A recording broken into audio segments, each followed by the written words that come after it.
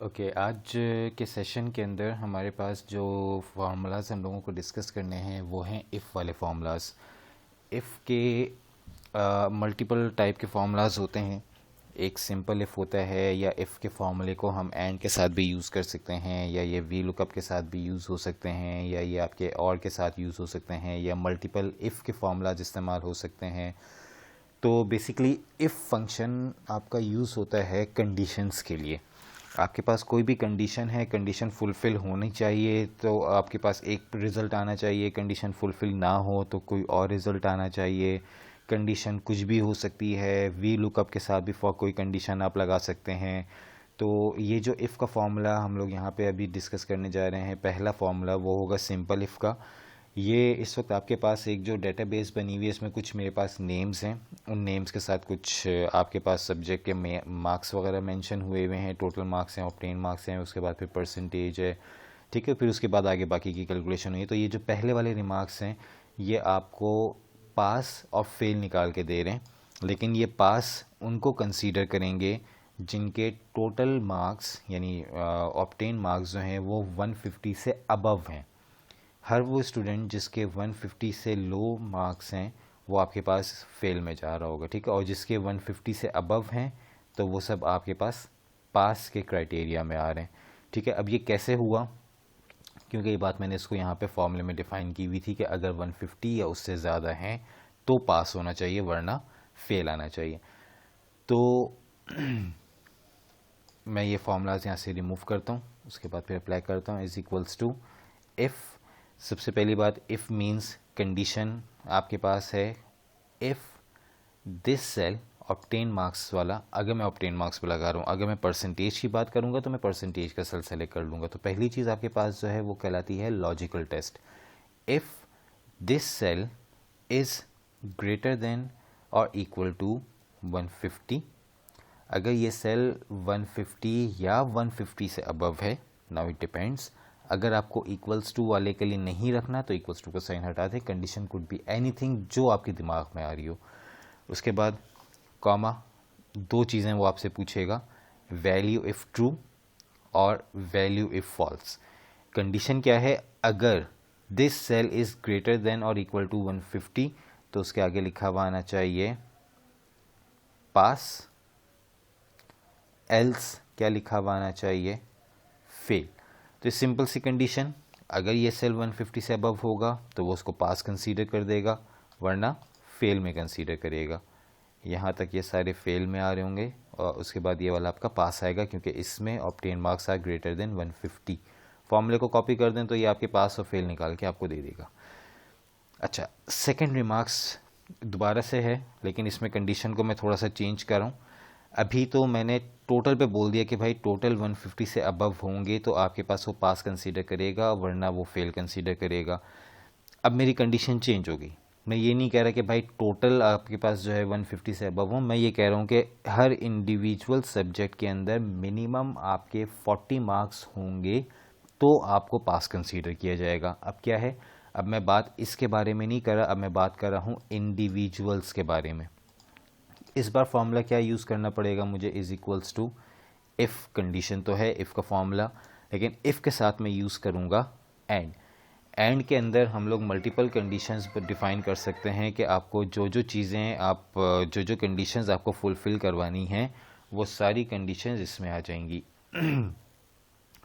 सबसे पहली, if with and, if this cell is greater than 40 comma this cell is greater than 40 if this cell is greater than 40। अगर हर cell इनमें से जो given conditions हैं 40 से अबव होगा तो उसके आगे क्या लिखा हुआ आना चाहिए। यहाँ पे मैंने जाके एंड के ब्रैकेट्स को क्लोज़ कर दिया, एंड का ओपन किया था वो क्लोज़ कर दिया, और मैं इसको बता दूंगा आगे क्या लिखा हुआ आना चाहिए, पास, वरना क्या लिखा हुआ आना चाहिए, फेल। अब क्या है, अब एक्सेल इसको कंसीडर नहीं करेगा, वो क्या कंसीडर करेगा, this subject and this subject. अगर ये सारे सब्जेक्ट्स आपके ग्रेटर देन 40 होंगे तभी वो पास के अंदर क्वालिफाई होगा। उसके बाद मैंने फॉर्मूले को नीचे कॉपी किया तो ये आपको निकाल के दे देगा कि इसमें से मैक्सिमम जो स्टूडेंट्स हैं वो फेल हुए हैं। क्यों? क्योंकि उनके अगर for instance 100 still fail. Reason? क्योंकि यहाँ पे आपके पास जो सब्जेक्ट के मार्क्स थे ये लेस देन 40 है तो आपकी इस वजह से ये फेल में आ रहा है। अगर ये 41 होते तो ये भी पास में कंसीडर होता। सिमिलरली यहाँ पे आपके पास रिमार्क्स दोबारा से निकाल रहा हूँ और इस बार मैं रिमार्क्स में कुछ भी चेंज नहीं करूँगा, सिर्फ ये चेंज कर रहा हूँ एंड की जगह मैं लगा रहा हूँ और। अब और लगाने से क्या होगा? सारे पास हो गए। अब ये सारे पास क्यों हुए? क्योंकि एंड और के अंदर बेसिक जो फ़र्क है, क्योंकि फॉर्मूला तो मैंने एज इट इज़ वही वाला कॉपी करके पेस्ट किया है, एंड और में जो बेसिक फ़र्क है, डिफरेंस है, वो ये है कि एंड में जितनी कंडीशंस आपने बताई हैं इन सारी कंडीशंस का फुलफ़िल होना ज़रूरी है in order to qualify for pass. और वाले में कंडीशंस तो मैंने एक से ज़्यादा बताई हुई हैं, लेकिन इनमें से कोई भी एक कंडीशन अगर फुलफ़िल हो रही होगी तो वो कंसीडर कर लेगा उसको फॉर पास। तो एंड और के अंदर जो बेसिक डिफरेंस होता है वो यही होता है कि एंड में आपके पास एक से ज़्यादा कंडीशंस और सबका फुलफ़िल होना ज़रूरी है, और वाले में एक से ज़्यादा कंडीशन लेकिन सब में से कोई भी एक कंडीशन का फुलफ़िल होना ज़रूरी है to qualify for true value इधर पास और फॉल्स। उसके बाद अब मैं फार्मूला यूज़ कर रहा हूँ यहाँ पे नेस्टेड इफ़ वाला, कि मल्टीपल कंडीशंस के हिसाब से मल्टीपल आपके रिजल्ट्स होंगे।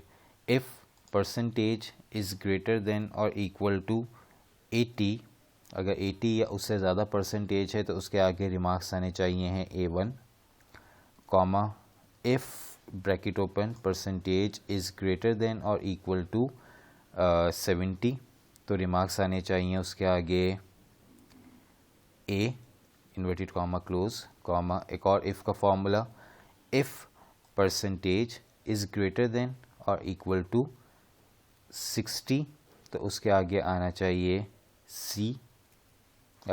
B, and so on. आपको अगर और बताने हैं तो आप और ग्रेड्स इसके अंदर डिफाइन कर सकते हैं। मेरे पास सिर्फ यही 3 थे, A1 होगा या A होगा या B होगा, दैट्स इट। अच्छा, अब जो बाकी बच गए उनके लिए क्या होगा? तो बाकी बचने के लिए मुझे कुछ भी बताने की ज़रूरत नहीं है कि if percentage is less than this.